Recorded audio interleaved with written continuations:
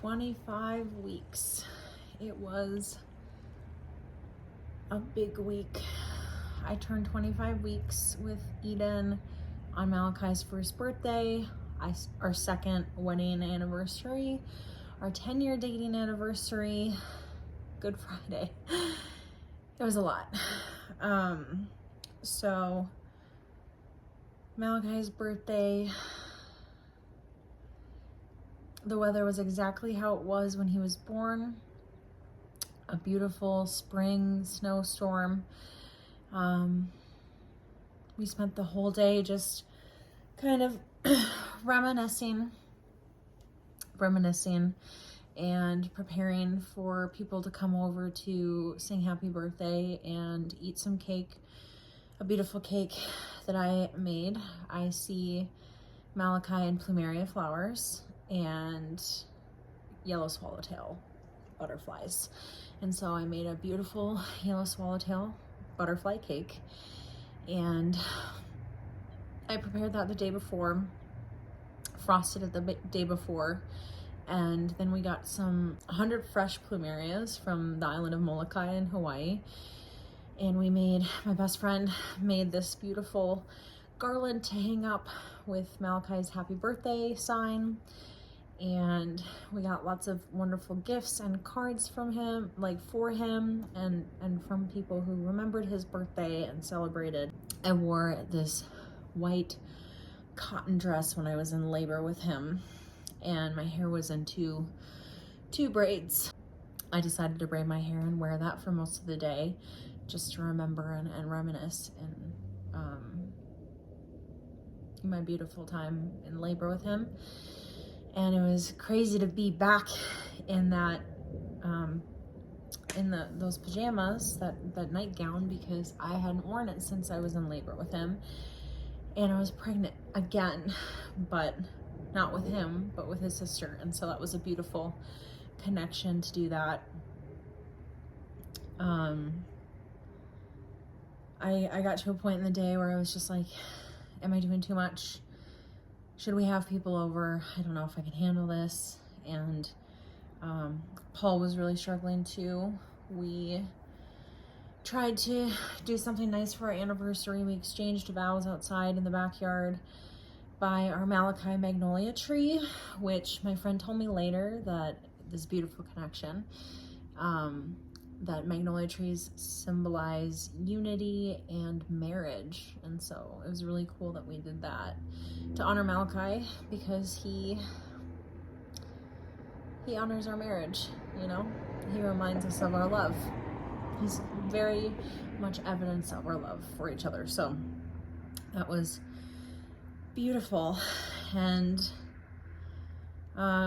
it got to 8:45 at night, which is when he was born, and it was approaching 8:45, and I couldn't get myself to wait the whole time to light the candle.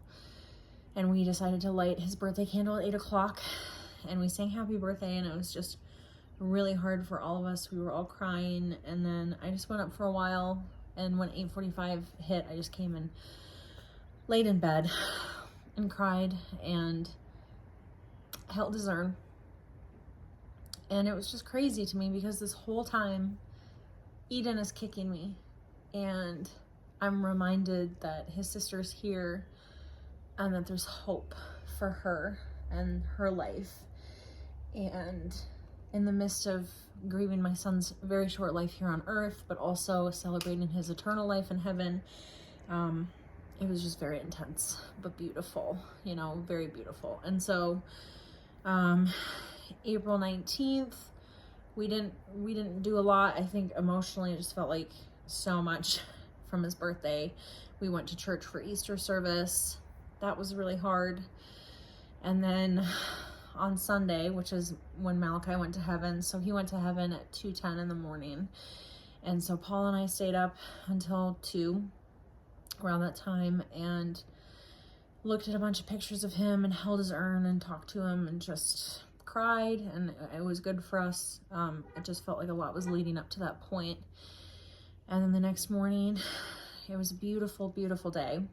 Beautiful Easter Sunday, heaven day for Malakai, and We were supposed to release some butterflies on his birthday, but because of the snow, it was not warm enough for them to be released.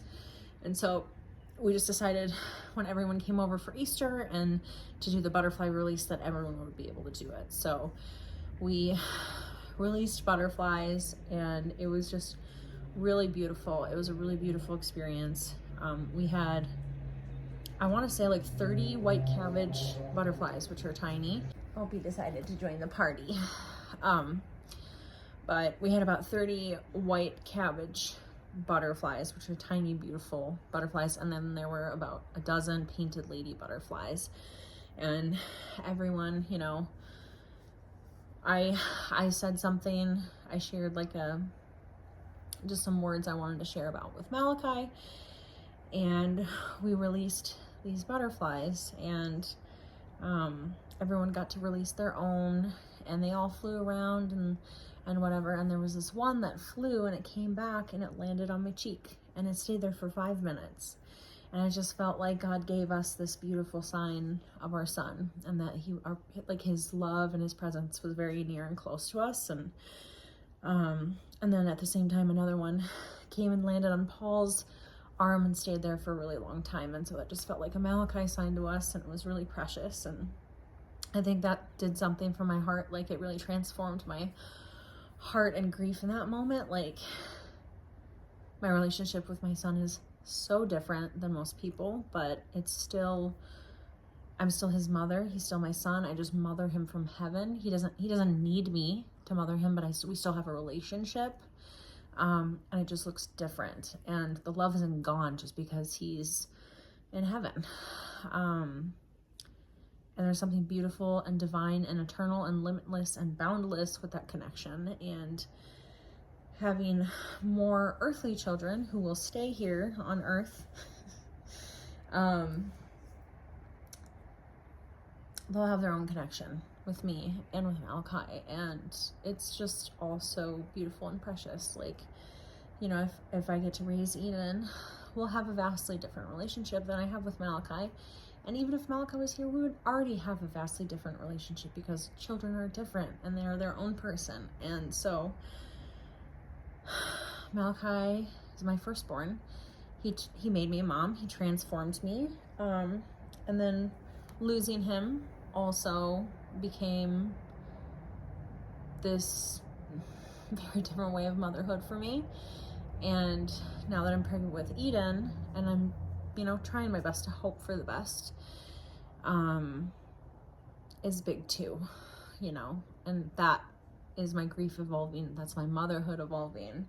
It's all these things in my life evolving. And so, yeah, it was a beautiful, beautiful day, a reminder of what Jesus did on the cross, and how his resurrection brings eternal life, and how my son, when he passed, he was resurrected into eternal life, and that can only be through Jesus. And so the symbolism of all that was really beautiful, and I think touching for us in our way to fully immerse ourselves into our grief, into celebrating Malakai, into having hope for the future with Eden.